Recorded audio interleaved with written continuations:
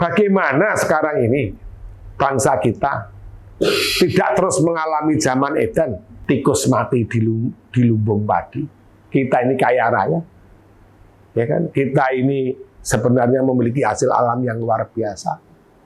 Yang seharusnya kita itu menjadi bangsa yang kemudian bernilai, bangsa yang terhormat. Doa dan syair ayat-ayat buana dipersembahkan kepada Bapak Muhammad Yusuf Kalla dengan ayat kunci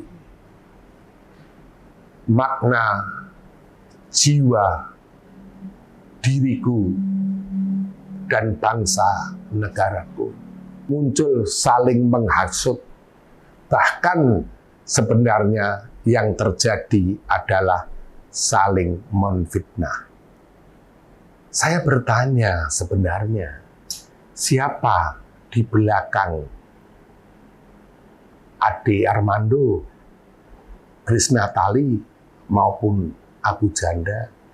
Dan ini tantangan untuk Bapak Yusuf Kalla, tantangan untuk Bapak SBY, tantangan untuk Bapak Prabowo, tantangan untuk Bapak Jokowi, tantangan kepada semua ketua umum partai, tantangan kepada semua pemimpin agama-agama, bahwa siapa yang dapat menjadi bapak bangsa, dia akan menorehkan sejarah besar bagi bangsa ini, seperti Bung Karno mempersatukan bangsa dan negara ini.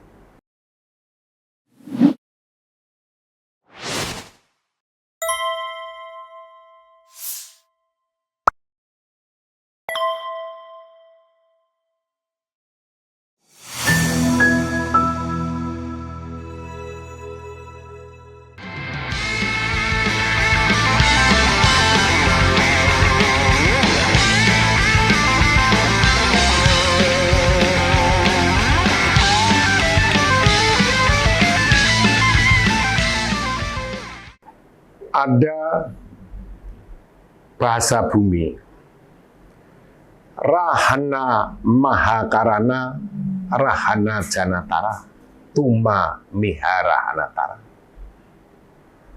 Sewaktu engkau menjadi orang tua bagi bangsamu, maka pastinya sebagai orang tua dapat kemudian berpikir dengan bijak, melakukan sesuatu upaya-upaya, nilai-nilai yang penuh dengan keteduhan, penuh dengan hati dan jiwa untuk merengkuh semua anak bangsa. Pada kalimat ini dengan jelas bahwa kalau sekarang ini yang terjadi, banyak para tokoh bangsa yang belum bisa menghadirkan suatu keteduhan, menghadirkan suatu kebijakan, menghadirkan suatu upaya untuk kemudian bisa memberikan contoh yang baik, terutama pada generasi yang akan datang. Peristiwa demi peristiwa yang sekarang ini ada, sampai kemudian mengarah kepada suatu permasalahan hubungan antar agama, permasalahan-permasalahan yang dikhawatirkan akan mengarah kepada suatu hal yang disebut memecah belah dan kemudian mengadu domba.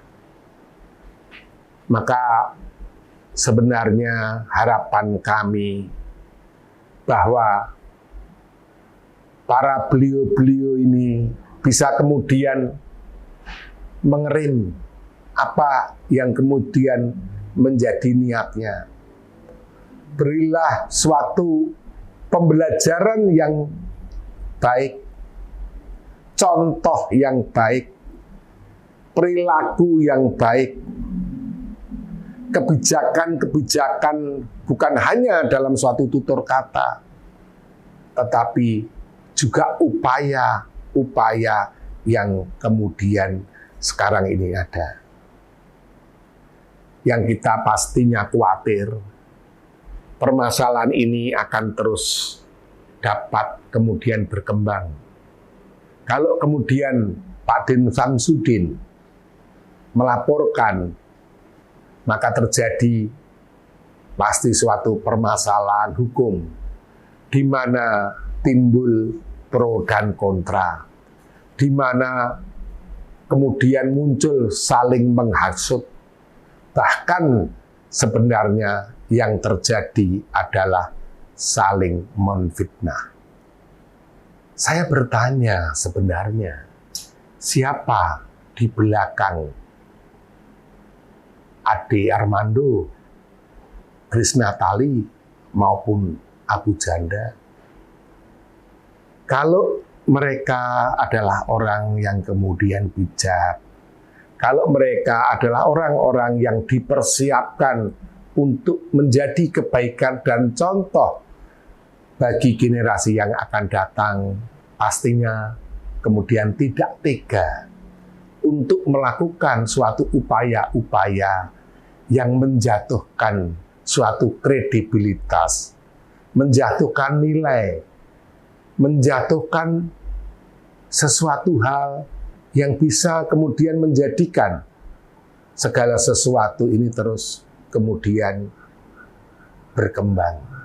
Ini yang pastinya kita ada suatu kekhawatiran. Harapan saya pastinya para pemuka dan pemimpin agama-agama juga bisa kemudian meneduhkan situasi yang sekarang ini kemudian terus berkembang, carut-marut segala permasalahan yang terus kemudian ada dan sekarang sudah mulai menginjak pada suatu permasalahan antar agama dan mungkin juga antar suku, antar etnik. Permasalahan ini yang kemudian memerlukan hadirnya orang tua pada bangsa ini. Permasalahan ini yang kemudian memerlukan hadirnya para tokoh-tokoh bangsa. Permasalahan ini yang kemudian memerlukan pentingnya hadirnya bapak bangsa. Maka selalu ada suatu pertanyaan, siapa penerus perjuangan Gus Dur? Kita mencermati ya upaya-upaya damai yang sudah kemudian dilakukan oleh Pak Yusuf Kalla. Beliau pernah terlibat di permasalahan kerusuhan di Poso dan kemudian juga terlibat di permasalahan perdamaian di Aceh.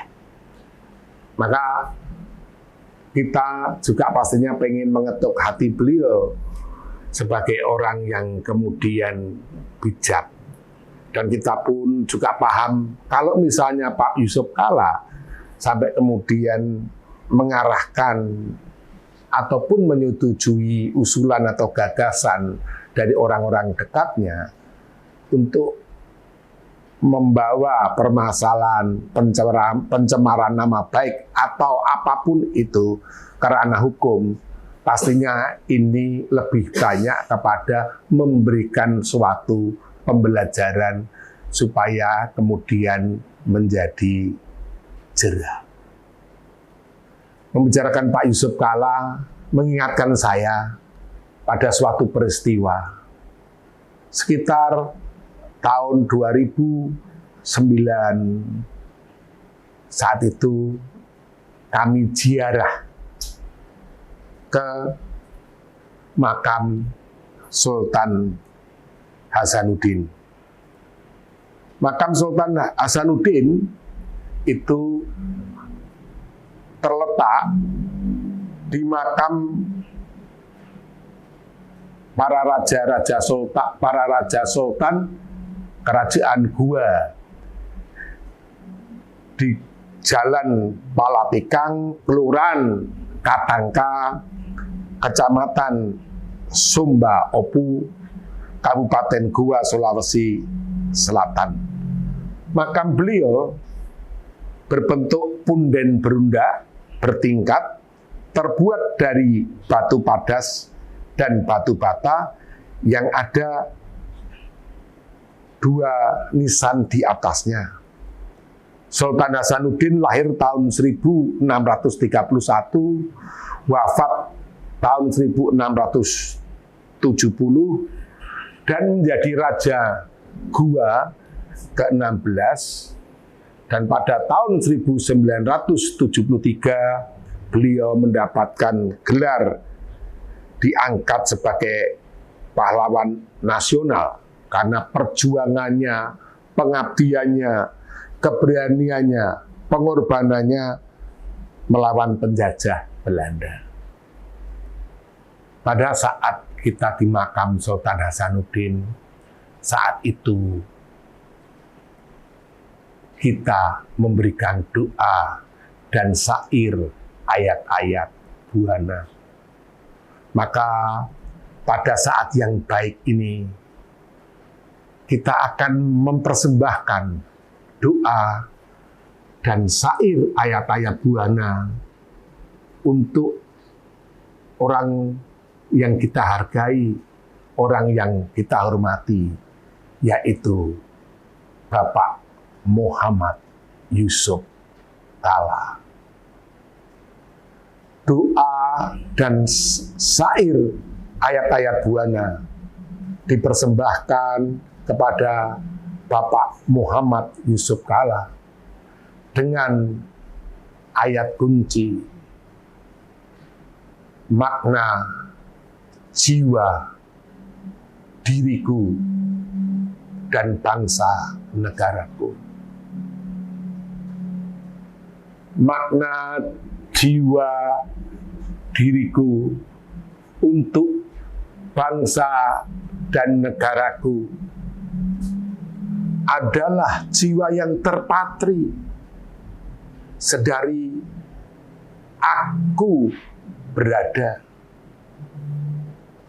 Artinya di setiap keberadaanku, dari aku kecil sampai kemudian remaja, pemuda, dewasa, dan sekarang bertumbuh menjadi orang tua, sampai kemudian kakek-kakek seperti ini,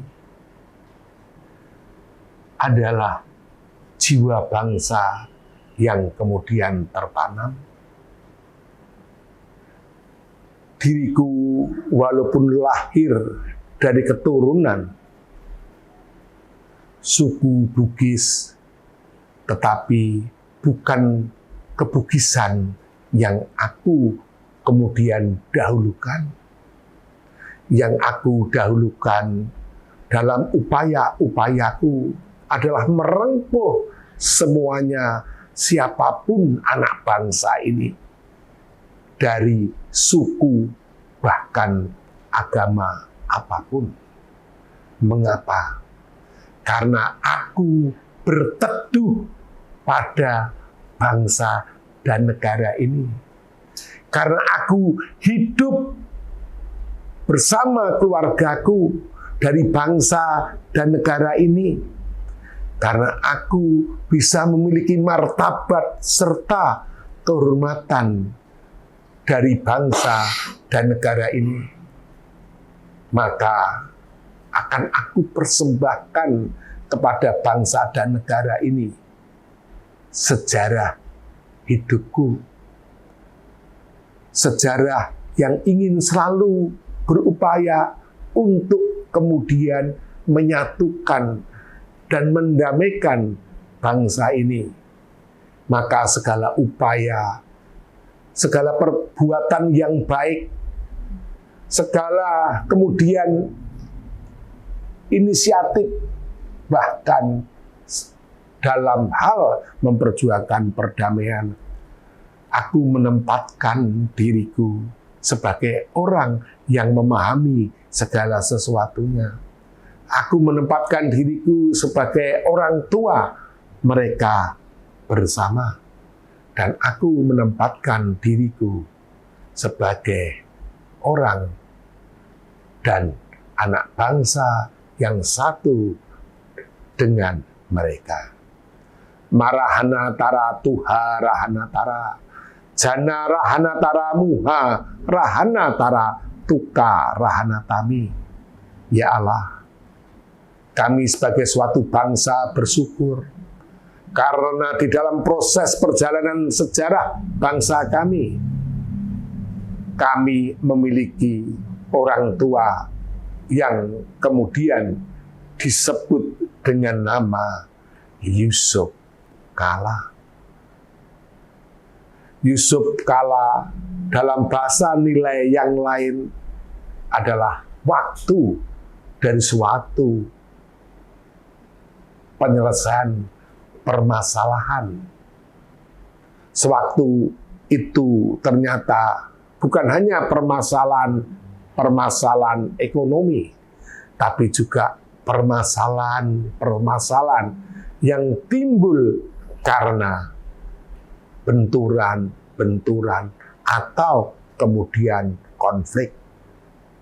Maka kami yakin bahwa sewaktu engkau memberikan suatu pelajaran, sewaktu engkau memberikan suatu pendidikan, sewaktu engkau kemudian ada suatu maksud untuk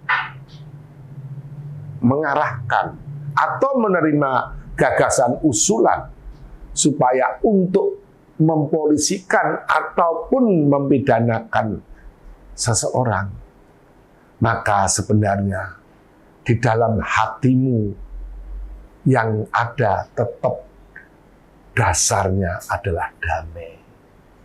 Di dalam hatimu dan jiwamu yang ada dasarnya adalah cinta.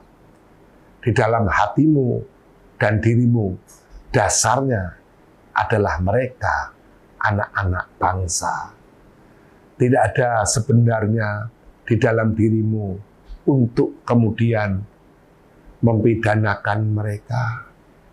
Tidak ada upaya untuk kemudian memenjarakan mereka. Karena memang sebagai orang tua harus memberikan pendidikan yang kemudian baik dan tepat supaya bisa menjadi jera. Amin. Saudara-saudara, kalau kita sekarang ini mendengarkan apa yang menjadi nilai harapan, doa, ayat dan syair daripada Bapak Yusuf Kala, maka tergambar dan tersurat dengan jelas bahwa tujuan daripada mempolisikan dari saudara Ade Armando, Grace Natali maupun Abu Janda adalah memiliki tujuan baik di balik itu semua. Maka pastinya kami selalu berharap kepada siapapun, jangan kita sekarang ini ingin dikenal, ingin menang, tapi caranya dengan menginjak orang yang lainnya. Jangan kemudian kita menjadi orang nomor satu, tetapi caranya dengan menyingkirkan yang lainnya. Mari kita bersama-sama memiliki suatu karya. Mari kita bersama-sama memiliki suatu keterbuatan yang kemudian bermanfaat bagi banyak orang. Mari kita bersama-sama memiliki manfaat dan faedah untuk siapapun mereka. Bukan hal yang kemudian mesti besar, sampai kemudian hal-hal yang kecil dan sederhana. Tetapi dengan cinta kita, dengan harapan kita, dengan kasih kita, maka semuanya akan berkembang menjadi cinta, harapan, dan kasih bangsa yang sekarang ini mulai pudar. Ini yang saya khawatirkan, bahwa terjadi operasi kodok. Dan saya sendiri memiliki suatu komitmen. Selama bangsa ini belum bersatu, maka saya pun tidak akan berhenti untuk memberikan suatu pernyataan tentang operasi kodok. Operasi kodok ini jelas bahwa kalau dia kemudian ada hidup di dua alam, artinya dua kubu, berarti ada operasi ganda.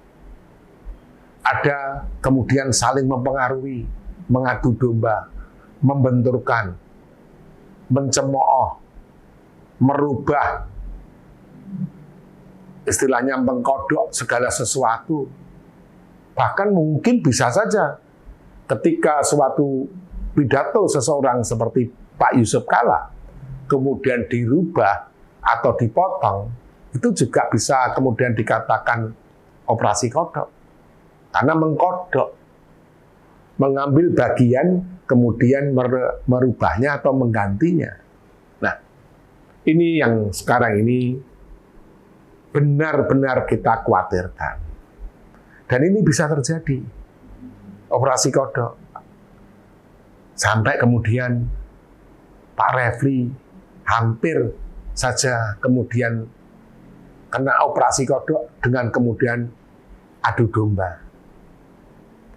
Apa ciri yang sebenarnya dari operasi kodok? Memang di setiap kasus ada ciri yang berbeda. Tetapi ada sesuatu hal yang menjadi dampak yang sama, yaitu apa? Kegaduhan dan kemudian benturan. Itu yang kemudian terjadi. Saya mengulang lagi ya, kemarin kalau kemudian tidak hati-hati, maka Partai Nasdem pun kena operasi kodok. Maka dalam hal ini saya berharap bahwa Pak Yusuf Kalla tahu kapan maju, kapan menyerang, kapan berhenti, dan kapan mundur ke belakang. Karena ini menyangkut suatu strategi ketokohan. Saya ingin ada pembelajaran yang sudah dilakukan oleh Bapak Yusuf Kalla. Tetapi kita juga harus mencermati. Kalau kemudian menyerang terus, tanpa kemudian batasan, akan terjebak. Karena operasi kodok itu ada kemudian goalnya yang saya khawatirkan. Apa? Memperlemah, bahkan mendegradasi lahirnya generasi emas yang kuat dan bermartabat pada bangsa ini. Sudah jelas tanda-tandanya. Bagaimana sekarang bisa tercipta, terbentuk suatu generasi emas yang hebat, kalau kemudian para tokoh-tokoh politik, para pengusaha-pengusaha, para pejabatnya, para pemimpinnya memberikan contoh, memberikan suatu perilaku yang nyata-nyata tidak menunjukkan nilai sebagai seorang pemimpin. Arti kata pemimpin salah satunya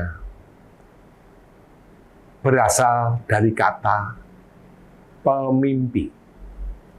Jadi seseorang sewaktu dia ingin menjadi pemimpin, sewaktu dia ingin memenangkan suatu pemilihan, bisa kemudian menjadi eksekutif, legislatif, maupun yudikatif, terutama yang eksekutif sama legislatif. Pasti dia mampu dan kemudian berusaha memberikan mimpinya, memberikan harapannya, memberikan program-programnya, memberikan tujuan-tujuannya, visi misinya. Dan sewaktu kemudian dipilih untuk kemudian menjadi pemimpin, menjadi pejabat, menjadi DPR, DPRD, DPR RI, presiden, gubernur, wali kota, maupun bupati, maka yang disebut pemimpin adalah dapat mewujudkan apa yang menjadi mimpi tersebut. Maka kata pemimpin ditambah huruf N di belakang, artinya huruf N ini adalah keberadaan. Jadi seorang pemimpin harus mampu mewujudkan apa yang kemudian menjadi mimpi daripada masyarakatnya, mimpi daripada bangsanya. Kalau tidak bisa, maka kemudian hanya menjadi pemimpi. Banyak sekali contoh. Kita mengenal yang namanya pejabat. Kata pejabat juga hanya berbeda satu huruf dengan penjahat. Pejabat, penjahat. Berarti bahwa ada kedekatan, nilai di situ. Karena apa? Karena mungkin banyak pejabat yang kemudian menjadi penjahat. Sehingga sekarang ini banyak penjahat kemudian menjadi pejabat. Tambah lagi, banyak penguasa yang jadi pengusaha dulu. Sekarang banyak pengusaha jadi penguasa. Maka sebenarnya ini adalah suatu nilai, suatu makna, bahwa para ahli kata itu sudah kemudian mampu menghubungkan atau membuat titik temu nanti yang akan kemudian terjadi ke depan. Kalau Anda seorang pengusaha dan sekarang dipercaya menjadi penguasa, menjadi pejabat, jangan jadi penjahat. Dan kejahatan yang paling besar adalah memotong, bahkan termasuk mendegradasi, menghilangkan generasi di belakangnya. Ini yang saya khawatirkan dampak nanti dari operasi kodok. Nah, bagaimana upaya kita untuk kemudian melawan? Satu di antara perlawanan itu adalah perlawanan dengan doa. Mengapa kita mesti harus melawan dengan doa? Karena beliau-beliau itu kalau sudah jadi pejabat, sudah punya kekuasaan, mereka yang lupa diri tidak takut pada manusia. Kalau manusia sudah tidak takut dengan manusia, maka rakyat hanya bisa berharap mereka takut kepada Tuhan. Maka sekarang ini akan kita dorong bahwa aksi-aksi, bahkan demo-demo itu memiliki suatu tema ataupun judul aksi doa. Dengan aksi doa ini kita berharap bahwa biar Tuhan yang kemudian memutuskan, supaya Tuhan yang memberikan jalan, supaya Tuhan yang memberikan suatu hukuman, supaya Tuhan yang memberikan makna. Kembalinya bangsa ini berjalan pada jalan Tuhan. Kembalinya bangsa ini ke jalan Allah. Kembalinya bangsa ini memiliki kekuatan akhlak dan moral. Kembalinya bangsa ini memiliki harkat dan martabat. Kembalinya bangsa ini punya rasa malu. Kembalinya bangsa ini menjadi bangsa yang besar, bangsa yang agung, seperti yang Tuhan inginkan, dengan bukti nyata dianugerahi tanah dan air yang lebih dari bangsa-bangsa lain di dunia. Tuhan ingin bangsa ini menjadi bangsa yang besar dan agung. Maka bangsa ini memerlukan siapa sebenarnya dan di mana pemimpin besar dan agung. Apakah itu akan ada dan kapan? Tetap akan menjadi harapan dan doa-doa di setiap hati jiwa anak manusia yang selalu berharap adanya kepemimpinan yang penuh dengan kemuliaan dan kebesaran untuk menjadikan kembali negara Kertagama. Ada makna kepemimpinan yang bisa dijabarkan dari kata Adam dalam makna yang lain. Kata Adam berasal dari kata ad dan dam. A itu artinya adalah di depan, atau mengedepankan, atau mengutamakan, atau bisa juga pemimpin. Dam itu adalah batasan, ukuran, tatanan, dan aturan. Jadi, sebagai seorang pemimpin, maka dia punya batasan, dia punya tatanan, dia punya ukuran, dia punya aturan. Dan ini harus kemudian jelas di situ.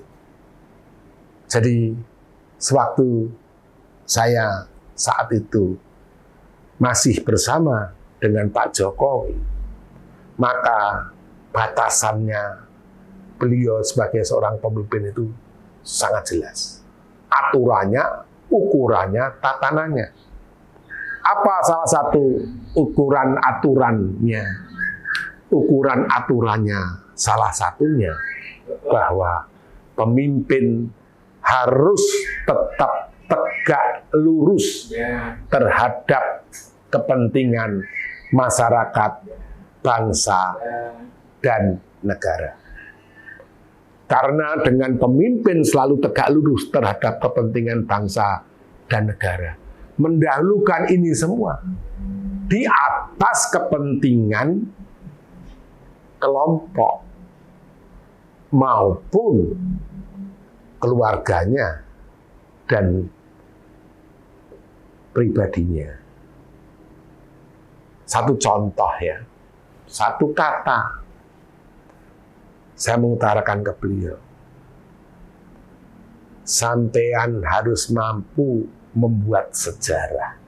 Satu kata. Artinya, sewaktu Pak Jokowi memahami bahwa dia harus mampu membuat sejarah. Sejarah baginya dirinya sendiri. Kemudian dari wali kota menjadi gubernur, gubernur menjadi presiden. Berarti sejarahnya adalah sejarah bangsanya. Sejarahnya adalah sejarah negaranya. Sewaktu dia meninggalkan sejarah bangsanya, sejarah negaranya, maka dia sebenarnya menghapus yang nama sejarah dia sendiri.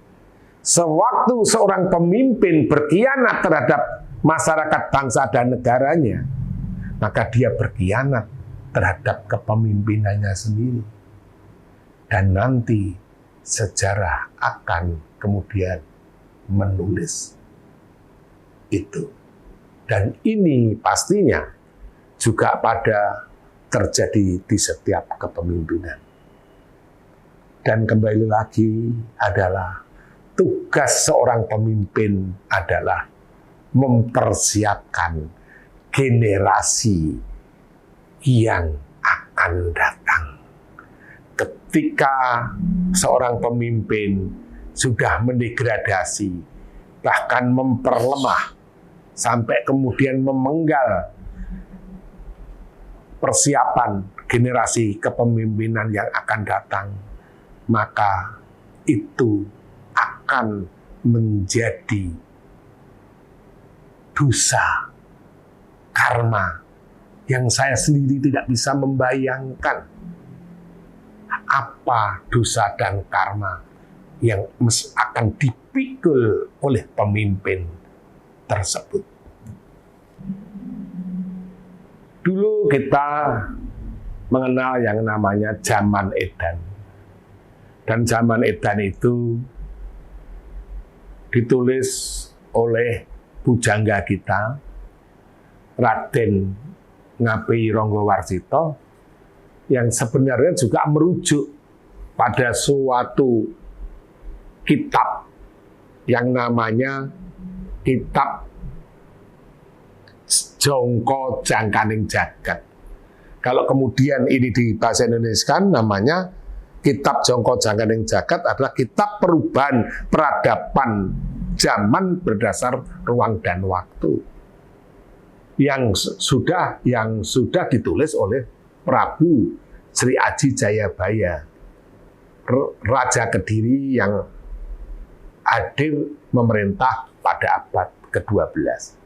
Jadi Prabu Sri Aji Jayabaya itu sudah membaca proses perubahan peradaban zaman yang nanti terjadi di Indonesia ini dan terjadi di dunia. Ini menarik sekali sebenarnya untuk kita kaji. Karena kalau kita membandingkan dengan pemikiran-pemikiran Barat maupun pemikiran yang lain, leluhur kita sudah mempersiapkan kajian itu lebih 800 tahun yang lalu. Nah, di dalam konsep itu, di setiap zaman, pada suatu kepemimpinan, itu ada yang kemudian disebut zaman edan. Zaman edan itulah, dalam bahasa yang lain, ewoh oyo ing pambudi. Karena apa yang kemudian baik, hasilnya belum tentu baik. Bahkan yang buruk, hasilnya nanti mendapatkan suatu kepercayaan, mendapatkan suatu jabatan. Jadi kalau kamu sekarang ini, atau kita sekarang ini, mau berkorupsi berjemaah atau kerjasama untuk melakukan suatu perbuatan yang merugikan bangsa dan negara ini, itu kemudian yang mendapatkan jabatan. Kalau kita ingin baik merubah bangsa dan negara ini, itu tidak berlaku. Nah, inilah yang kemudian dikatakan zaman edan. Bagaimana sekarang ini bangsa kita tidak terus mengalami zaman edan?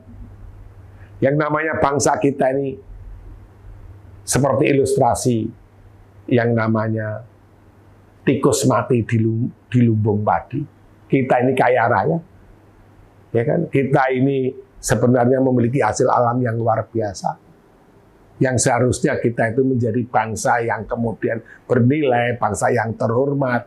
Tetapi mengapa tidak menjadi bangsa yang terhormat? Kenapa tidak menjadi bangsa yang kaya? Kenapa tidak menjadi bangsa yang kemudian memiliki kewibawaan di mata bangsa-bangsa lain di dunia? Mengapa? Mengapa? Nah, di situ sebagian para sahabat sudah memiliki suatu harapan bahwa bangsa ini memerlukan bapak bangsa. Ini yang belum ada pada bangsa ini. Siapa yang akan meneduhkan bangsa ini? Siapa yang akan dengan bijak, dengan segala tutur katanya untuk mendinginkan segala persoalan? Siapa yang kemudian merangkul, mencintai, mengajak untuk kemudian bangsa ini tetap bersatu sebagai satu bangsa dan sebagai satu negara? Dan siapa bapak bangsa tersebut? Dan pastinya siapapun bisa. Dan ini tantangan untuk Bapak Yusuf Kalla, tantangan untuk Bapak SBY, tantangan untuk Bapak Prabowo, tantangan untuk Bapak Jokowi, tantangan kepada semua ketua umum partai, tantangan kepada semua pemimpin agama-agama, bahwa siapa yang dapat menjadi bapak bangsa, dia akan menorehkan sejarah besar bagi bangsa ini. Seperti Bung Karno mempersatukan bangsa dan negara ini.